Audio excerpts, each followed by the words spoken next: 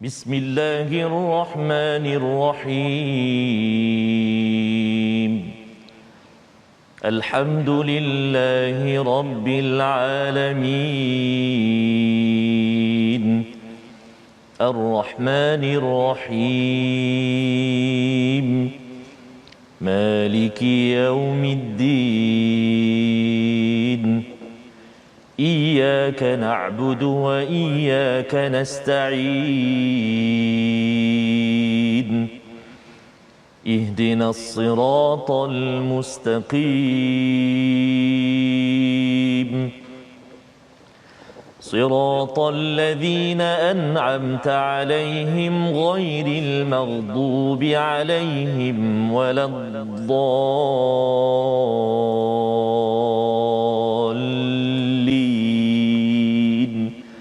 آمين صدق الله العظيم. Assalamualaikum warahmatullahi wabarakatuh. Alhamdulillah wassalatu wassalamu ala Rasulillah wa ala alihi wa man wala syada la ilaha illallah syada Muhammadan abduhu wa rasuluhu. Allahumma salli ala sayidina Muhammad wa ala alihi wa sahbihi ajma'in. Amma ba'du. Apa khabar tuan-tuan dan puan yang dirahmati Allah sekalian? Kita bersyukur pada Allah Subhanahu wa taala pada pagi Sabtu ini untuk sama-sama ataupun tengah hari Sabtu ini untuk sama-sama kita melihat mengulang kaji dalam My Quran Time, baca faham amal. Syukur pada Allah Subhanahu Wa Taala, setinggi-tinggi syukur kerana Allah memberikan, mengizinkan kita mendapat nikmat paling tinggi, Allamal Quran. Allah mengajarkan Al-Quran dan tuan-tuan berada di depan kaca TV, di depan Facebook untuk sama-sama kita kongsikan dengan rakan. Dan kita hari ini bersama Ustaz Tarmizi Abdul Rahman. Apa khabar Ustaz? Alhamdulillah Ustaz. Alhamdulillah Ustaz ya. sihat ya? Sihat alhamdulillah Ustaz ya. Kita berdua Ustaz ya, tetapi sudah tentu ada tetamu kita. Ya pasti Ustaz. Di online Ustaz. Allahu Akbar. Siapakah dianya? Ya, Fadil Ustaz Syamsul Hakim Abdul Samad, pensyarah daripada Universiti Sains Islam Malaysia. Apa khabar Ustaz? Alhamdulillah. Assalamualaikum semua sahabat sana ya. Masya-Allah dan juga saudara Tarmizi insya-Allah. Masya-Allah masya-Allah ya.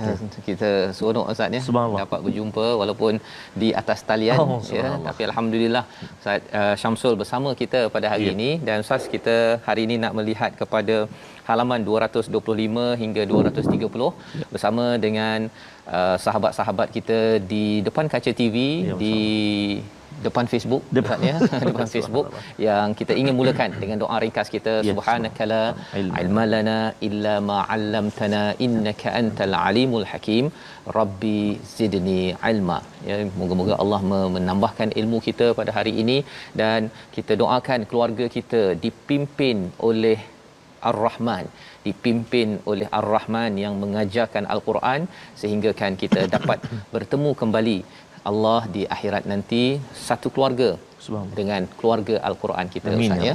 Jadi alhamdulillah Ustaz, hari ini kita sudah pun memulakan dengan Al-Fatihah sebentar tadi ya, dan kita nak melihat kepada 6 halaman yang telah pun kita belajar daripada hari Ahad hinggalah hari Jumaat semalam.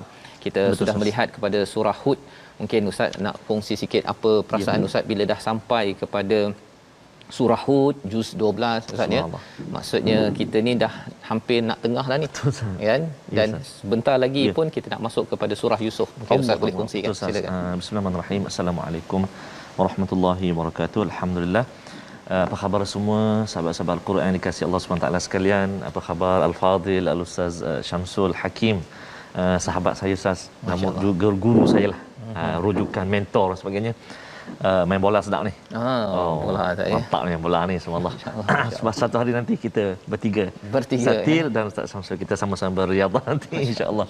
Dan juga sahabat-sahabat semuanya, tak kira walau di mana juga berada. Kalau hari ini Ustaz, kita guna ni Ustaz Al-Quran Amazing ni, yang per jilid. Maknanya satu jilid ni ada 6 juzuk. 5 juzuk. 6 juzuk. 6 kali 5, betul. Jadi dalam Al-Quran yang kita guna ni Ustaz, dia dah di hujung Ustaz, nak habis.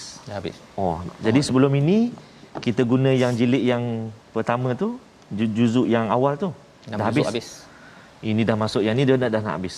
Betul. Jadi subhanallah, rezeki dan nikmat yang Allah Taala beri Ustaz. Penghargaan dan juga kita kena ucap syukur banyak-banyak pada Allah Subhanahu Wa Taala kerana kita dapat terus bersama dengan ni lembaran-lembaran halayan Al-Quran ini. Mudah-mudahan dia terus menjadi penawar hati kita Ustaz, memotivasikan kehidupan kita, beri kekuatan kehidupan kita, dan kita nak juga doakan sahabat-sahabat kita yang kini yang barangkali memang ada yang sedang diuji dengan ujian kesihatan, berada di hospital. Kami di sini mendoakan kesihatan, kesembuhan tuan-tuan dan puan-puan. Amin ya rabbal alamin. Amin ya rabbal alamin ya. Dan bercakap tentang doa ini Ustaz ya, salah satu daripada kisah yang kita akan ulang kaji hari ini adalah kisah Nabi Ibrahim. Halim, kemudian Awwah, Munib ya. Awwah itu adalah selalu merintih kepada Allah. Jadi sebabnya setiap kali doa Nabi Ibrahim ini kita kena bayangkan Nabi Ibrahim berdoa dengan merintih. Dia bukan sekadar Rabbana taqabbal minna, bukan begitu saja. Itu okey lagi. Ada yang sahabat-sahabat masa belajar dulu dia memang kat sekolah dulu. Bismillahirrahmanirrahim. Ya Allah, macam tadilah. Macam Zuhur tadi dia kata. Jangan macam tu sampai begitu kita tengok Allah Nabi Allah Ibrahim macam mana. Subhanallah. Ya. Jadi alhamdulillah kita ingin membaca daripada ayat 29 daripada halaman 225 di mana kita akan melihat bagaimana Nabi Nuh alaihi salam ya dalam ayat ini menyatakan kepada kaumnya la as'alukum alaihi mala ya, aku tidak meminta daripada kamu semua untuk dakwah yang aku laksanakan ini harta. Dan malah dalam ayat 51 pun ya Nabi Hud menyatakan juga aku ni tak minta upah daripadamu. Kita nak tahu apa sebenarnya maksud di sebalik ayat ini. Ayat 29 kita baca dipimpin Ustaz Tarmizi. Baik, terima kasih kepada Ustaz Fazrul. Sahabat saya tertarik dengan satu komen sahabat kita Puan Saadiah Muhammad Arifin. Di mana sahaja saya sentiasa bersama My Quran Time sejak lockdown dulu sehinggalah ke hari ini saya duduk di kampung. Saya kata kampung. Alhamdulillah dapat menikmati keindahan kampung halaman bersama dengan Al-Quran. Subhanallah. Jadi itulah dalam kita kata diuji macam ni sebenarnya banyak sekali nikmat dan hikmah yang Allah Taala kurnia pada kita. Dan pastinya inilah Al-Quran yang senantiasa kita dampingi ini, mudah-mudahan dia terus melekat di hati kita walau di mana jua kita berada bila-bila masa sahaja. Amin ya rabbal alamin. Di sebenarnya Ustaz ni bila ada yang kata bahawa kalau baca Quran ni je memang boleh okey ke kan? Sebenarnya Al-Quran ini mempositifkan ya. Dia adalah wahyu daripada Allah Subhanahu Wa Taala. Baca jadi ibadah Ustaz. Subhanallah. Baca tak faham lagi dah jadi ibadah dah. Bila kita baca faham pula sekarang ini tuan-tuan sekalian, dia ada membawa barakah. Perkara ini mungkin kita tak faham, saya lah dulu tak faham benda ni kan. Masa kecil-kecil baca barakah tu apa kan. Tapi rupanya saya harap tuan-tuan yang berada di rumah bila kita dah sampai kepada juz 12 ni kita tahu rupanya barakah ini bukan kaleng-kaleng Ustaz ni. Ya, bukan main-main. Ia real. Ia adalah perkara yang betul-betul kita boleh bezakan ini dapat barakah, ini tidak barakah. Hari penuh barakah banyak kebaikan kita dapat buat. Hari tak penuh barakah Ustaz ya, tak ada berkat, tidur, lepas tu makan, lepas tu nak tidur balik, lepas tu pening kepala, main WhatsApp, tidur balik. Kan itu tanda kurang sedikit berkatnya itu. Jadi macam mana nak tambah berkatnya? Salah satunya tuan-tuan dapat bersama dalam membaca Quran, kita dengar bersama. Baik, terima kasih Fadil Ustaz Fazrul. Sahabat-sahabat Al-Quran dikasihi Allah SWT sekalian, kita nak mulakan pada hari ini halaman 225. Kita nak baca ayat ke-29. Jangan lupa untuk teks dekat Facebook tu bagi yang bersama dengan Facebook sekarang ini. Doakan sahabat-sahabat kita, jemput mereka, hadirkan mereka dalam bersama program Al-Quran, alangkah bahagianya. Doakan mereka insya-Allah. Dan permulaan tadi saya telah baca surah Al-Fatihah Ustaz dengan bacaan yang Al-Fadhil Ustaz Samsul kita senantiasa dengar dulu ketika beliau menuntut di Arab Saudi di Madinah, Universiti Madinah. Syekh Ali Abdul Rahman Al-Huzaifi. Allahu Akbar, bestnya. Jadi saya sikit-sikitlah Ustaz, nanti mungkin Ustaz Samsul boleh boleh tunjuk kat kita contoh bacaan Syekh Ali Abdul Rahman Al-Huzaifi. Dan kita nak baca sekarang ni ayat yang ke-29 di halaman 225. Jom sahabat-sahabat semuanya kita mulakan dengan baca ayat 29 ini, bacaan murattal bayati insya-Allah. أعوذ بالله من الشيطان الرجيم ويا قوم لا أسألكم عليه مالا إن أجري إلا على الله وما بطارد الذين آمنوا إنهم ملاقو ربهم ولكني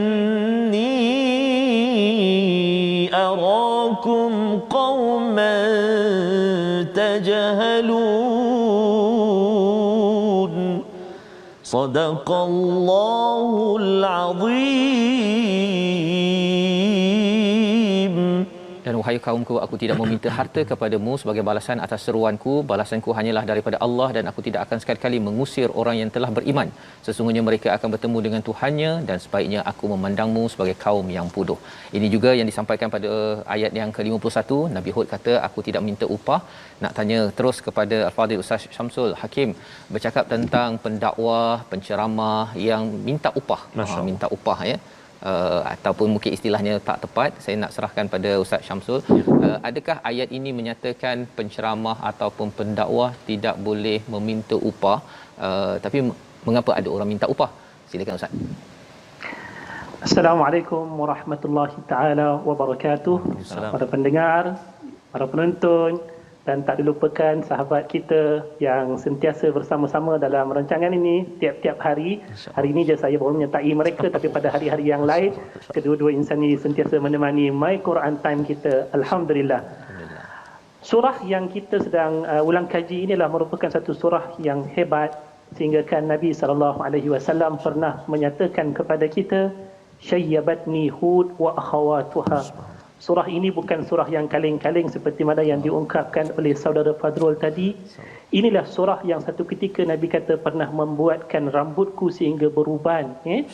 Tetapi persoalan tentang apa yang didatangkan daripada ayat yang kita bacakan sebentar tadi, mudah-mudahan ianya sebahagian daripada perkara yang insya-Allah ianya tidak akan membuatkan kita lebih beruban, tetapi ianya sebagai satu peringatan yang baik tentang tanggungjawab seorang pendakwah seperti mana yang telah ditunjukkan oleh para rasul sebelum daripada kita.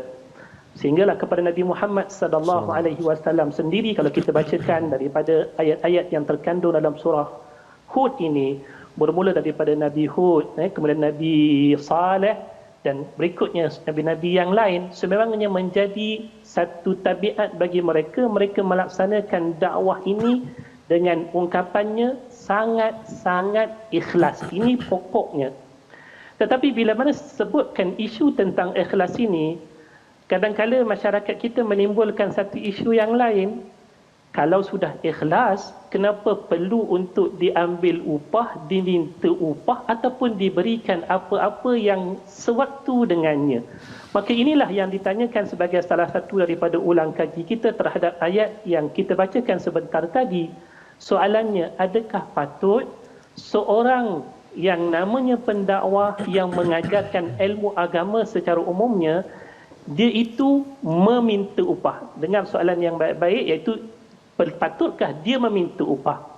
Kalau kita nak sebutkan tentang hukum ataupun pandangan ini, pastilah yang selayak yang membicarakan tentang hukum hakam ini ialah mufti-mufti kita, para ulama kita yang besar. Dan saya suka untuk membawa apa yang telah disorot oleh mufti kita, antaranya mufti wilayah. Satu ketika dahulu ketika mana ditanyakan tentang urusan ini, dia membawakan pandangan para ulama berkenaan tentang isu ini. Sekurang-kurangnya Ustaz Fazrul dan juga Ustaz Tamizi, di sana ada 3 hukum ataupun 3 pandangan ulama berkenaan tentang hukum meminta upah pada mengajar ilmu agama ini. Yang pertama, di sana semenjak daripada zaman-zaman awal Islam, ada yang menyatakan bahawasanya hukum meminta upah kalau dilihat kepada zahir ayat ni, ianya dilarang ataupun dicegah sama sekali. Maksudnya tak boleh meminta apa-apa upah, tak kiralah apa pun yang diajarnya daripada urusan-urusan agama, dan itulah yang disandarkan kepada ayat ini secara zahirnya. Dan pandangan yang kedua disebutkan bahawasanya meminta upah itu ianya secara harus ataupun harus memintanya secara langsung tanpa sebarang syarat. Mintalah, sebab itu merupakan bahagian daripada kehidupan yang perlu dilangsungkan untuk dunia. Ikhlas itu satu perkara di antara dia dengan Allah, tetapi apa yang dilakukan daripada urusan dunia ini termasuklah dakwah dan sebagainya, menyampaikan ilmu agama, dakwah dan sebagainya, itu merupakan bahagian dunia yang dia turut sama memerlukan sumber untuk kelangsungan hidup. Maka pandangan yang kedua kata diharuskan untuk menerima upah tanpa sebarang syarat ataupun apa-apa. Pandangan yang ketiga inilah yang disebutkan kita lihat lebih cermat, lebih teliti mudah-mudahan, iaitu di sana diharuskan untuk menerimanya dengan syarat ataupun memintanya dengan syarat-syarat yang tertentu. Apa antara syarat-syarat yang diberikan? Yang pertama, Iaitulah ianya diminta dan dipersetujui oleh orang yang diminta. Dua-dua pihak tu setuju. Saya ni nak mengajar anak tuan yang tuan minta untuk saya ajar. Masanya sekian-sekian. Tapi kalau saya berikan masa ini, masa saya akan terkurang menyebabkan tanggungjawab saya yang lain terpaksa dikemudiankan, menyebabkan mungkin keperluan hidup saya itu tidak terpenuh. Maka di sini saya minta daripada kebaikan tuan untuk memberikan saya sedikit bahagian upah. Tujuannya apa dia? Supaya kita sama-sama dapat meneruskan kelangsungan hidup. Maka orang yang diminta tadi itu kata, tak apa tuan, saya faham keadaan tuan dan saya juga memang berhajat kepada tuan mengajar perkara ini, maka saya berikanlah seperti mana yang diminta. Yang pertama ini dipersetujui oleh kedua-dua pihak. Yang keduanya, ianya tidak sepatutnya dijadikan sebagai sesuatu untuk matlamatnya mengkayakan diri. Sebab kita tidak berniaga dengan perkara-perkara yang sebegini.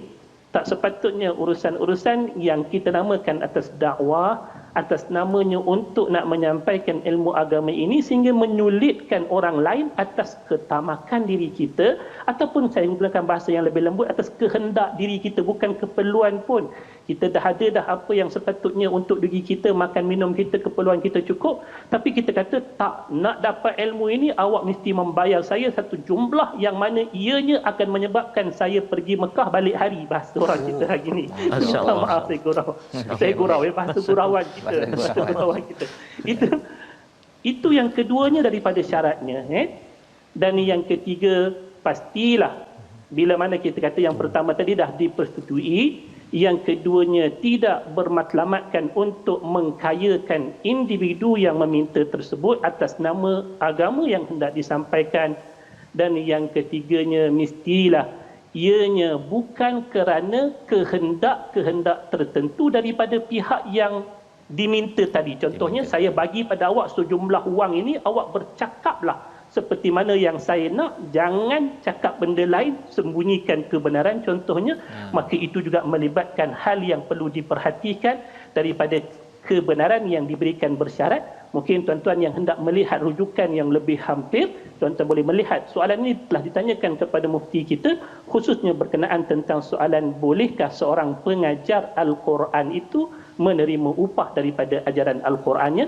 Ini soalan yang boleh dirujuk kepada pandangan mufti kita sendiri. Alhamdulillah telah pun tersedia untuk kita bertepatan dengan ayat yang kita bicarakan sebentar tadi. Silakan saudara Fazrul. Baik, terima kasih diucapkan pada Ustaz Syamsul Hakim menjelaskan tadi tentang kalau tengok daripada zahir ayat Ustaznya tidak dibenarkan, tetapi ada rujukan ayat lain yang pastinya ayat ini ataupun ayat 51 surah Hud yang dinyatakan Ustaz Syamsul tadi ialah bercakap tentang ikhlas. Betul. Ya, tidak ada agenda yang lebih tinggi daripada dakwah itu sendiri, dan bukannya perlu disulam ya. Kalau ini maklumat ni kena simpan, yang ini pasal kamu suka, okey saya bagi, bukan begitu.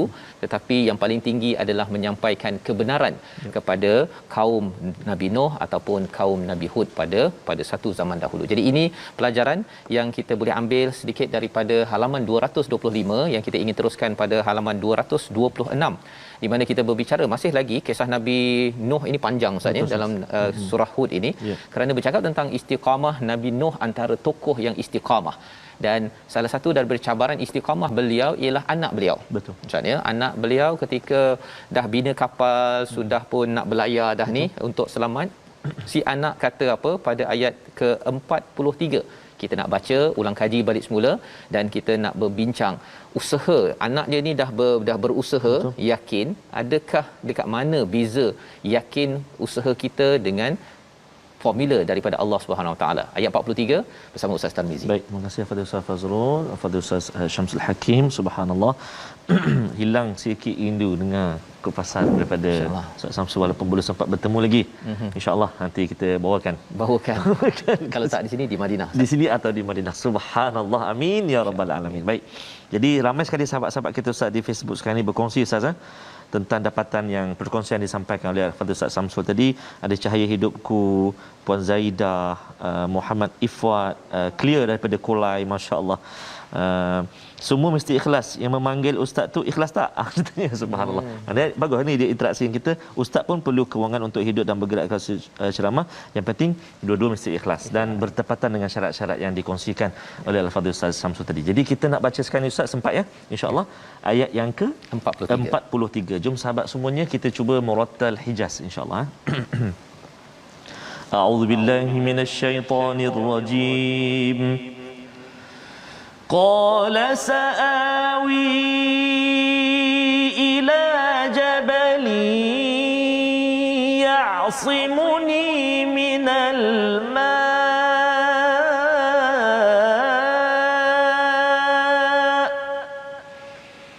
qala la 'asima al-yawma min amrillahi illa man rahim وحال بينهما الموج فكان من المغرقين صدق الله العظيم.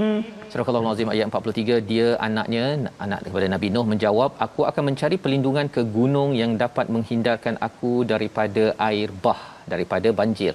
Nuh berkata, tidak ada yang dapat melindungi daripada azab Allah pada hari ini selain Allah yang Maha Penyayang, dan gelombang ombak menjadi penghalang antara kedua-duanya, maka dia anak itu termasuk orang-orang yang ditenggelamkan. Inilah peristiwa yang berlaku pada zaman Nabi Nuh. Beliau amat istiqamah berdakwah kepada keluarganya, kepada orang-orang di sekitarnya, hanya sekitar 70-80 orang sepanjang 900 tahun itu.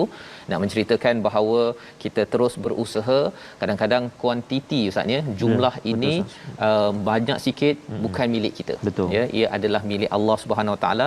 Termasuk salah satu daripada keinginan seorang ayah ialah anaknya itu mengikut kepada jalan kebenaran. Dan si anak membalas tadi dengan perkataan sa'awi, aku akan berlindung. Ya, ayah disuruh naik, dia kata aku akan berlindung ila jabalin ya'simuni. Dia yakin tentang usaha dia boleh melindungi dirinya. Ketika ayahnya mengajak silalah ikut jalan A, dia nak pilih jalan B. Biasalah ustaz ya, ada kadang-kadang anak kita yang dia pilih jalan B C, dia kata ayah tak faham sangat ni kan. Jadi macam mana sebenarnya kita nak menguruskan perkara ini Ustaz Syamsul ya, dan juga bagaimana kita nak mengetahui sebagai seorang anak agar jangan sampai kita ini memilih jalan B berbanding jalan A yang dicadangkan oleh ayah ataupun orang-orang yang lebih berpengalaman. Kita nak dengar jawapan ini, tapi bukan sekarang Ustaz. Kita berehat sebentar, kita kembali semula selepas ini My Quran Time, baca faham amal insya-Allah.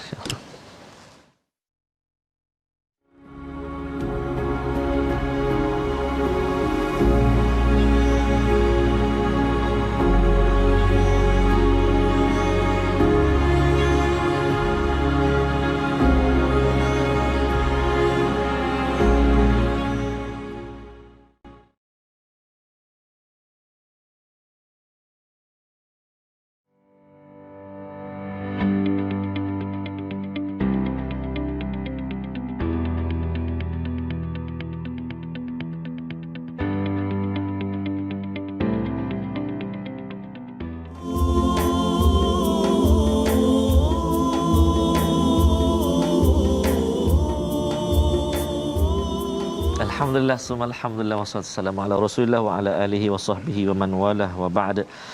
Saya melihat pada apa ni Ustaz Fazrul, komen-komen sahabat-sahabat kita di Facebook saat ini. Ada Nazik Ain, Mishah Hussein, Puan Nendayung Azlina, Rahimah, Puan Arina, ramai sekali Puan Siti Awal, subhanallah.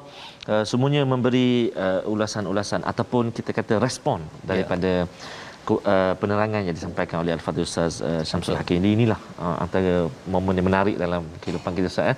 Selalu kita berFacebook tu kita tanya khabar dan sebagainya, tapi hari ini kita ataupun kita dalam satu hari itu, dalam masa 1 jam ini kita berinteraksi, maknanya kita gerakkan otak kita ataupun perjalanan kita dengan bermain dengan ayat-ayat Al-Quran, terjemahan dan juga apa yang disampaikan oleh asatizah atau guru-guru kita. Alhamdulillah. Jadi kita ingin melihat saja kisah tadi, walaupun macam mana ini seorang anak.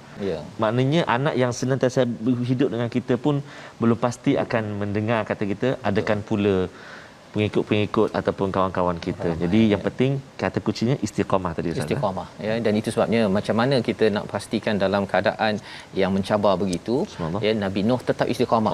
Ya, jadi mungkin Ustaz Syamsul boleh terus mencerahkan, ya, bagaimana sebenarnya bila anak ini dia yakin dengan jalan B, sa'awi ila jabalin ya'simuni minal ma', tetapi si ayah dia dapat panduan daripada wahyu. Jadi bagaimana nak mengelakkan tersilap pilih jalan? Silakan Ustaz. Alhamdulillah kita sampai kepada ayat yang ke-43 semua, ya. Macam mana ayat yang ke-43 ni, Saudara Fazrul, Ustaz Tarmizi, untuk saya sendiri inilah merupakan ayat yang paling menghiris ulu hati saya bila mana saya baca. Masya-Allah. Bila saya baca ayat inilah yang menyebabkan saya menangis, disebabkan oleh apa cerita yang terkandung di dalamnya. Bagaimana saat ketika mana anaknya berhadapan dengan mara bahaya yang besar, dan anak ini pada ketika itu seolah-olah berkeyakinan dia boleh menyelamatkan diri daripada azab Allah. Ayah dia, Nabi Nuh alaihissalam, bagi tahu pada dia satu kenyataan yang saat ketika mana diungkapkan, kita yakin perasaan seorang bapa itu pasti tak terlepas. Apa dia kata pada anak dia? La asimal yawma min amrillah. Takkan ada sesiapa pun yang menyelamatkan kamu daripada urusan Allah, yakni azab Allah ketika mana ia tiba. Dia ingatkan anak dia pasal apa? Sebab dia tahu pada waktu itu takkan ada sesiapa pun yang dapat lari daripada azab Allah. Ini yang ditanyakan oleh saudara Fazrul tadi, bagaimana kita nak tahu usaha yang mungkin kita sangka ianya boleh menyelamatkan kita, ataupun sebenarnya usaha itu membahayakan, memusnahkan kita. Di sinilah ayat ni nak ajarkan kita bagaimana kita hendak memilih ikhtiar yang betul, usaha yang betul yang akan menyelamatkan kita, dan bagaimana kita nak tahu usaha itu sebenarnya akan membahayakan kita dan membawa kita kepada kemusnahan kemudiannya. Usaha yang akan bawa kita kepada keselamatan, kebahagiaan, ialah setiap daripada usaha yang kita ambil dengan membawa ke semua yang kita usahakan itu tuju kepada rahmat Allah. Itu sebab diberikan exceptional dalam ayat ni, illa marrahim, siapa yang berada di bawah rahmat Allah sahajalah mereka itu apapun yang dilakukan daripada ikhtiar, usaha yang dia buat akan berakhir dengan keselamatan, akan berakhir dengan kejayaan, akan berakhir dengan keberhasilan. Ini yang diajarkan oleh ayat ini. Di mana kalau kita lihat dalam konteks kehidupan kita ni, perniagaan kita ke, contohnya kita orang bisnes, dalam pencarian ilmu kita ke, dalam kehidupan kita nak berkeluarga ke, nak mendapatkan zuriat ke, apa pun yang kita buat daripada ikhtiar hidup ini, tuan-tuan dan juga puan-puan yang dirahmati Allah, kita perlu selaraskan agar matlamat yang kita lakukan daripada usaha-usaha kita ini, ianya adalah untuk tidak lain tidak bukan satu sahaja yang kita nak capai daripada apa yang kita buat. Kita nak Allah rahmati kita. Sebab dengan rahmat yang tiba daripada Allah atas usaha yang kita selaraskan untuk mencapai matlamat tersebut, itulah sahaja yang akan mendapatkan keselamatan dunia dan juga akhirat buat kita sehinggalah kepada kebahagiaannya. Apa usaha-usaha yang bertentangan dengannya, yang lawan Allah, yang menjauhkan kita daripada kasih sayang Allah, lawan kepada rahmat ialah laknat. Ia pasti akan membawa kita kepada ke arah kemusnahan, ke arah kesesatan, ke arah ketidakbahagiaan dalam hidup. Maka peringatan untuk kita daripada ayat ini sebenarnya hasil daripada pesan Nabi Nuh ini, walaupun dalam saat yang kita tahu ianya pasti diikuti dengan perasaan belas kasih seorang ayah kepada anak, ia tetap ingatan untuk kita yang masih lagi punya anak yang masih lagi hidup, belum lagi berlaku apa-apa kepada mereka.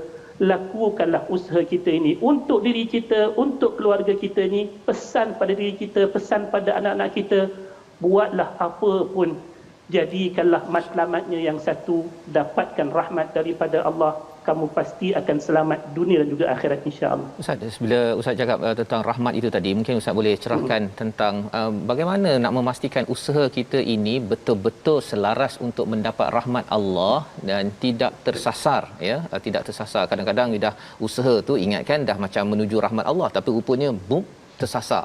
Macam mana senarai semak kalau ada ataupun tips untuk pastikan betul-betul apa yang kita buat macam hari inilah. Hari ini ya kita bina keluarga, bina bisnes, betul-betul ianya menuju rahmat Allah. Jawapan yang paling ringkas yang kita mampu sampaikan iaitulah apa yang telah Allah tinggalkan kita ini yang sedang kita duduk berbicara tentangnya, iaitulah Al-Quran yang Allah datangkan, itulah rahmat sebenarnya untuk kita dalam bentuk panduan yang diberikan. Begitulah juga dengan sunnah Nabi sallallahu alaihi wasallam. Kita ikut jalan tersebut, insya-Allah di hujungnya kita akan melihat rahmat Allah yang terbesar. Tetapi dalam perjalanan kita menuju sampai ke penghujungnya nama syurga itu pun kita akan sentiasa diiringi dengan rahmat daripada Allah. Ringkas cerita, ikutlah panduan Al-Quran, ikutlah petunjuk daripada Nabi.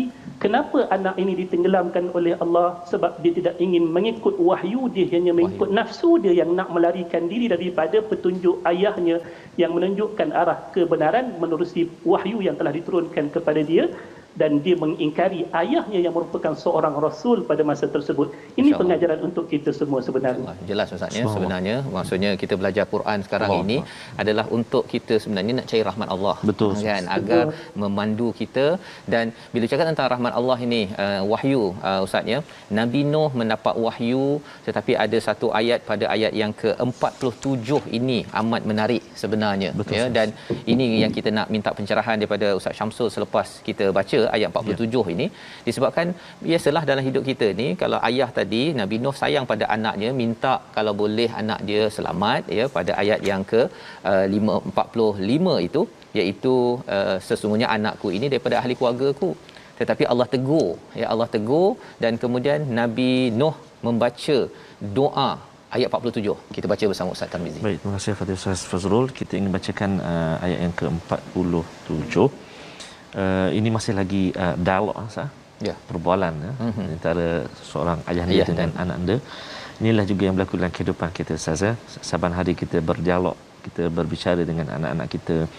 Dan saya sangat tertarik dengan apa yang disebut oleh Ustaz Syamsul tadi, kita mencari rahmat Allah SWT. Apa juga usaha kita, kan, apa juga pencarian kita, yang paling pasti kita nakkan rahmat daripada Allah Subhanahu Wa Taala. Baik, kita cuba ayat yang ke-47.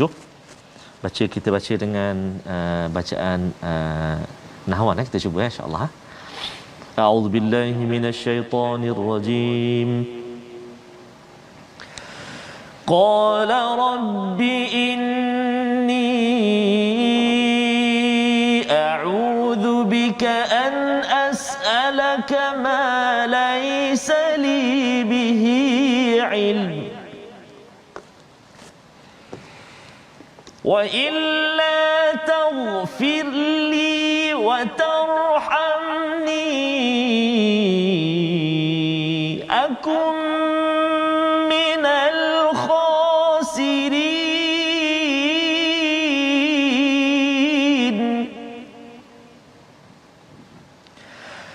wa illa taghfir li wa tarhamni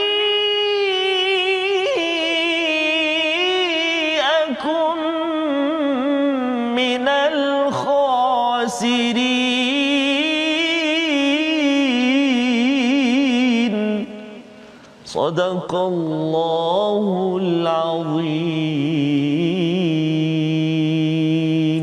Surahul Azim, dia Nabi Nuh berkata, ya Tuhanku, sesungguhnya aku berlindung kepadamu untuk memohon kepadamu sesuatu yang aku tidak mengetahui. Jika engkau tidak mengampuniku dan tidak mengasihaniku, nescaya aku termasuk ke dalam golongan orang-orang yang rugi. Kali ini Nabi Nuh bercakap Ustaz, meminta kepada Allah ya, yakin bahawa Allah yang paling berkuasa. Dalam masa yang sama ada jiwa seorang ayah ya, anakku ini ahli keluargaku, wahai Tuhan ya. Kemudian ditegur oleh Allah Subhanahu taala. Dan yang Ustaz baca sebentar tadi itu lagu apa tadi Ustaz? Lagu Nahwan. Nahwan Ustaz ya. Memang dia suasananya pun terus terbawa terus macam mana Nabi Nuh berdoa, aku berlindung daripada minta benda yang aku tak ada ilmu ya. Apa maksud ilmu di sini? Dan ada Ustaz Syamsul, ada orang kata kalau nak doa ni mintalah segala-galanya. Kalau boleh nak minta, kalau kereta tu kereta warna ini, rodanya empat lah saya spesifik Jadi macam mana sebenarnya adab berdoa yang dijelaskan di sini dan apa ibrah untuk kita bersama ulang kaji? Silakan. Okey, menarik doa ini ya, Saudara Fazul. Bagaimana kita lihat dalam doa ini dia ada dua bentuk secara umumnya. Bentuk yang pertama, kita meminta untuk mendapatkannya. Contohnya macam tadi lah sebut nak kereta, nak rumah, tapi yang paling patut kita minta itu minta syurga Allah Subhanahu Wa Taala. Ini antara permintaan yang Nabi kata jangan lupa untuk mintalah syurga Firdaus. Dan yang kedua iaitu minta jauh, minta elak, minta janganlah tiba datang, iaitu kita sebutkan dalam bahasanya sebagai ta'awud. Aku minta lindung, janganlah bagi kena dekat diri kita. Maka bentuk yang kedua inilah yang kita dapat lihat dalam ayat yang ke-47. Cuma nak ditanyakan iaitu apa yang diminta lindung oleh Nabi Nuh pada saat ini daripada meminta sesuatu yang dia tidak tahu akannya. Apa yang dimaksudkan dengan ilmu? Perkataan Nabi Nuh dalam ayat ini, apa yang telah diungkapkan sebenarnya oleh Allah dalam ayat yang sebelum daripadanya, ayat 46. Di mana ayat 46 itu adalah merupakan jawapan bagi apa yang telah diminta dalam ayat yang ke-45. Dalam ayat 45, Nabi Nuh sebutkan pada Allah bila mana dia tengok anak dia lemas, bila mana dia tengok anak dia berhadapan dengan kesukaran adab Allah yang tiba, timbul dalam diri dia perasaan kasih seorang ayah, itu fitrah manusia yang ada. Maka bila mana dia tengok anak dia lemas, tenggelam, kiranya matilah dalam azab tersebut, datang fitrah seorang ayah untuk nak menyelamatkan si anak tadi dalam daya upaya yang dia ada. Maka dia bermohon kepada Allah dengan ungkapannya pada ayat yang ke-45.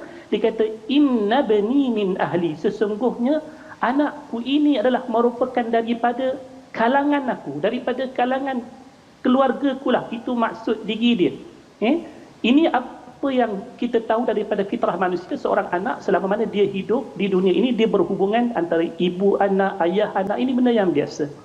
Tetapi dalam keadaan tersebut, bila mana anak itu telah pun meninggal dunia, tenggelam dalam keadaan kekufuran terhadap perintah Allah dan juga Rasulnya, Allah bagi tahu dalam ayat yang ke-46 bahawa apa yang disangkakan pada saat ketika getir tersebut, bahawasanya masih lagi wujud hubungan di antara dirinya dan juga anaknya, Allah kata hubungan itu sudah tidak ada lagi pada saat ini. Apa yang kamu sangkakan daripada hubungan hidup ketika mana kamu hidup dulu dengan si anak, pada saat ketika mana ini telah pun tiba, azab Allah tiba, anak itu mati dengan sebab azab tersebut, apa yang kamu sangkakan hubungan itu masih lagi ada, hubungan itu sebenarnya telah pun tiada. Inilah yang dikatakan sesuatu yang tidak diketahui oleh Nabi Nuh pada saat tersebut. Allah khabarkan kepada baginda, di mana dalam ayat ini nak bagi tahu kepada kita hubungan yang sebenar-benarnya yang akan terwujud sampai bila-bila antara seorang dengan seorang yang lain, yang akan membawa dia tetap berhubungan sekalipun selepas terpisahnya nyawa, ialah bila mana hubungan itu dibina atas taqwa kepada Allah, taati Allah dan juga Rasulnya. Inilah perkara yang mungkin dalam kalangan masyarakat umum kita ada sebahagiannya tak mengetahuinya. Bila dia kata hubungan anak dan ibu, maka ia akan berkekalan selama-lamanya. Ianya akan ada hubungan tersebut di atas muka bumi ini. Bahkan kita wajib untuk berlaku ihsan kepada ibu dan ayah. Tetapi kalau kita nak hubungan ini berkekalan sehinggalah kepada hari kiamat, saat kita dibangkitkan semula di hadapan Allah, inilah keadaan yang dibagi tahu oleh Allah kepada kita menerusi akhirnya doa yang disampaikan oleh Nabi Nuh untuk dia tidak meminta daripada Allah sesuatu yang dia tak tahu hakikat sebenarnya, iaitu sesuatu yang tidak dibolehkan oleh Allah. Maka itulah yang diminta lindung. Kita kena ingat, penderhakaan manusia kepada Allah dan juga Rasulnya, ia akan memutuskan hubungan di antaranya dengan manusia yang lain sebaik sahaja terpisahnya nyawa dia daripada jasad dia. Maka inilah perkara yang saya kira pengajaran yang paling besar daripada ayat yang ke-47. Inilah perkara yang kita mesti tahu, siapa yang betul-betul nak dirinya ada hubungan sehingga ke hari akhirat dengan semua yang berhubungan dengan dia di dunia ini, dia kena ajak semua untuk bina perhubungan tersebut atas dasar takwa kepada Allah dan juga Rasulnya, takwa kepada Allah dan juga taati Allah dan juga Rasulnya, taat perintah Allah, taat perintah Rasulnya, dan kemudian dia mati di atasnya. Ayah, ibu, anak-anak, kita kena tahu bila mana kita hidup dengan ini sahajalah kita akan disatukan di akhirat. Tapi kalau yang sebaliknya, kita tahu Allah dah ceritakan dalam surah Abasa wa Tawalla ayat yang ke-34, yauma yafirrul mar'u min akhi wa ummihi wa abi. Akan tiba satu saat seluruh manusia itu akan lari daripada adik-beradik dia, akan lari daripada ibu dan ayahnya. Kita akan terpisah. Tapi walladzina amanu wattaba'athum dzurriyyatuhum biimanin alhaqna bihim. Orang yang mati dengan keimanan, mati dengan takwa, mereka itulah yang akan disatukan dengan ahli keluarga mereka. Ini cerita ma laysa laka bihi ilm. Masya-Allah. Terima kasih diucapkan pada Ustaz Syamsul ya. Ustaz menjelaskan tadi tentang bagaimana Nabi Nuh meminta dijauhkan daripada minta sesuatu yang tak tahu kesan hujungnya. Itu pun ilmu, tapi ilmu itu kita tak tahu. Yang tahu hanyalah Allah. Pelajaran yang saya dapat juga tadi Ustaz ni sebenarnya nak berusaha bekerja keras waktu kita masih lagi ada anak, ada pasangan, waktu masih hidup ini, ya. Tetapi penghujungnya siapa yang tetapkan adalah Allah. Jadi kita taklah minta sesuatu yang kita tidak tahu. Yang kita mohon Allah Subhanahu Wa Taala jadikan ahli keluarga kita dirahmati dan tidak dijadikan sebagai orang yang rugi. Dan bila bercakap tentang kita minta keluarga kita ini diampuni, ya, tidak jadi orang yang rugi, perjuangan nabi-nabi ini kita tengok daripada awal surah Hud sehinggalah kepada kisah Nabi Nuh, ya, kisah Nabi Hud, ialah untuk meminta istighfar dan taubat. Ajak kepada kaumnya untuk istighfar taubat. Kita baca ayat 61 dan kita nak tengok apa beza di antara istighfar taubat selepas ini. Kita baca dahulu ayat 61 halaman yang ke 228. Silakan Ustaz. Baik, terima kasih Al-Fatihah Ustaz Fazrul. Subhanallah, menarik sekali kupasan hari ini. Iman tak dapat diwarisi, ya, daripada seorang ayah yang bertakwa. Subhanallah. Jadi teruskan doa kita, teruskan munajat kita kepada Allah Subhanahu taala. Saya teringat ada satu ayat dalam surah Asy-Syu'ara, kata silap saya Ustaz, yauma la yanfa'u malun wala banun illa man atallaha biqalbin salim. Hari yang tak akan beri manfaat harta benda yang banyak, anak pinak yang ramai, kecuali orang datang bertemu dengan Allah SWT dengan qalbin salim, hati yang salam sejahtera, hati yang baik. Raja dalam kehidupan kita hati, ya, hati ya. Jadi mudah-mudahan Allah SWT senantiasa memandu hati kita, hati anak-anak kita juga Allah SWT pandu. Amin ya rabbal alamin. Baik. Jadi kita baca Ustaz ayat yang ke-61, ya. Ya. Baik. Kita cuba bacaan yang saya kira yang terakhir untuk hari ini, ayat yang ke-61 ni. Kita cuba dengan sikah, taranum murattal sikah. A'udzubillahi minasyaitonirrajim. Wa ila thamud akhahum salihah qala ya qaumi i'budullaha ma lakum min ilahin ghairuh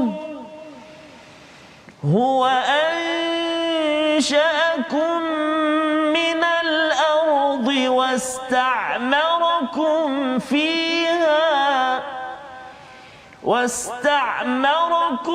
fiha fastaghfiruhu thumma tubu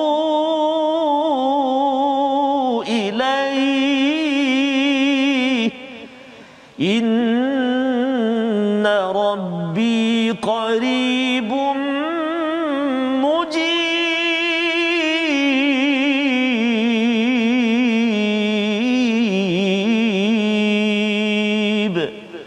Sadaqallahul Azim. Sadaqallahul Azim. Inilah ayat 61 menceritakan tentang Nabi Saleh yang menyeru juga untuk beribadah kepada Allah. Cara dia macam mana? Iaitu istighfar dan juga kembali kepada Allah, tubu ilaih. Di 1 minit yang terakhir ini Ustaz, ya, nak menjemput kepada Ustaz Syamsul untuk memberi kesimpulan, apakah seruan daripada ayat ini untuk kita ambil pada tahun 2021 ini tentang istighfar dan taubat. Apa bezanya dan apakah seruan untuk kita terutama dalam ujian pandemik COVID-19 sekarang ini? Silakan Ustaz. Bismillah, dalam ayat ni disebutkan kalimah istighfar dan juga taubat itu secara berasingan. Satu kaedah yang penting dalam kita berkomunikasi dengan dalil, Disebutkan idza ijtama'a ittaraqa wa idza iftaraqa ijtama'a. Bila mana ianya disebutkan secara bersekali, maka ianya akan dilihat secara makna yang berasingan. Tetapi seandainya disebutkan secara berasingan, maknanya satu-satu dalam masa yang satu. Contoh disebutkan istighfar dalam satu masa ataupun taubat dalam satu masa, ianya mewakili kedua-dua makna dalam masa sebutan tersebut. So bila mana disebutkan di sini kalimah istighfar dan juga taubat secara berasingan dalam ayat yang sama, ianya sememangnya membawa dua pengertian yang berbeza untuk maksud ayat ni. Di mana kalau kita lihat beza di antara taubat dan juga istighfar, yang pertama kita lihat taubat, bila mana ianya dilakukan tujuannya ialah untuk kita nak tinggalkan dosa yang kita taubat tersebut sepenuhnya. Aku tak nak buat dah, memang lepas ni tak nak ulang dah. Tetapi dalam perbuatan istighfar kita, ianya pada ketika itu adalah untuk memohon keampunan untuk waktu itu bagi dosa yang kita buat di saat tersebut sahaja, bukan kita sampai kepada taubat. Maksudnya nak kata taubatnya dia lebih besar, dia nak berazam tak nak ulang dah. Tapi kalau istighfar ni kadang-kadang lepas ni kita buat lagi, tapi dia punya permintaan ampun tu tetap datang dalam diri dia. Yang keduanya, taubat ni dia ada batas waktu, tapi istighfar tak ada batas waktu. Maksudnya taubat ni bila kita sampai nyawa kita di kerongkong ataupun terbitnya matahari belah barat seperti mana yang disebutkan oleh Nabi, taubat akan tertutup untuk kita. Tapi istighfar, kalaupun kita dah mati, anak-anak kita, orang-orang yang mewarisi kita lepas daripada kita boleh mohon ampun untuk kita juga selepas daripada kematian kita. Dan yang ketiganya, taubat ini memiliki syarat-syarat yang wajib dia berhenti daripada segala dosa yang dia taubat, tetapi istighfar dalam salah satu pandangannya ianya tidak mensyaratkan begitu. Walaupun kita berada dalam dosa pada waktu ini, istighfar itu tetap kita panjatkan untuk kita mengharapkan rahmat daripada Allah. Kesimpulannya, dalam waktu saat COVID-19 yang kita hadapi ini, bukan takat COVID-19, apapun kesukaran hidup kita, istighfar dan juga taubat inilah antara kunci utama untuk membuka sebarang kesusahan itu menjadi kesenangan. Inilah yang perlu ada dalam kehidupan seharian kita, keinginan kita untuk berusaha menghalau sekalian dosa dalam hidup kita agar ianya diampunkan oleh Allah dan kembali, yang namanya taubat tadi, kembali kepada asal fitrah kita, bersih daripada dosa. Dengan bersihnya kita dalam dosa, daripada dosa tersebut, insya-Allah Allah kembalikan balik kebahagiaan dalam hidup kita, kesejahteraan dan menjamin kebahagiaan sehinggalah hari esok, insya-Allah. Wallahu a'lam. Terima kasih ucapkan pada Ustaz Syamsul ya, berkongsi pada hari ini. Dan Ustaz, kita nak berdoa pada Allah SWT agar Allah ampunkan kita dan kita diberikan peluang kesungguhan untuk bertaubat, agar Allah memberikan keselamatan di sini sampai ke sana. Amin. A'udzubillahi minasyaitonirrajim. Bismillahirrahmanirrahim. Alhamdulillahi rabbil alamin, wassalatu wassalamu ala rasulillahil amin, sayyidina Muhammadin wa ala alihi wa sahbihi ajma'in. Ya Allah, Tuhan kami, ampunkan dosa-dosa kami ya Allah, terima taubat kami ya Allah, ampunkan dosa ibu dan ayah kami ya Allah. Ya Allah, jadikan anak-anak kami anak-anak yang salih dan salihah, penyejuk mata memandang buat kami ya Allah, menjadi imam bagi orang-orang yang bertakwa. Ya Allah, ya Tuhan kami, kurniakan kesembuhan juga perlindungan daripadamu buat sahabat-sahabat kami, teman-teman kami yang kini sedang diuji dengan kesakitan ya Allah, ya Arhamar Rahimin. Allahumma inna na'udzubika minal barasi wal junun wal judhami wa min sayyi'il asqam. Rabbana atina fid dunya hasanah wa fil akhirati hasanatan wa qina adzaban nar. Walhamdulillahi rabbil alamin. Amin ya rabbal alamin. Terima kasih ucapkan pada Ustaz Tarmizi dan Al-Fadhil Ustaz Syamsul Hakim Abdul Samad yang berada di online sekarang. Terima kasih Ustaz, dalam kekangan masa dapat berkongsi permata, dan permata inilah untuk kita istighfar dan bertaubat ini yang kita ingin sebarkan, ingin kita lebarkan dalam masyarakat, dalam tabung gerakan Al-Quran. Tuan-tuan yang menyumbang, inilah perjuangan kita agar ahli keluarga kita ini diselamatkan, sentiasa istighfar dan bertaubat, sehingga kan ahli keluarga kita tidak menjadi seperti anak Nabi Nuh ya. Tetapi kita tahu bahawa sebenarnya ilmu itu hanya ada pada Allah semata-mata. InsyaAllah kita bertemu dalam ulangan, dan pastikan tuan-tuan jaga keselamatan, jaga kesihatan.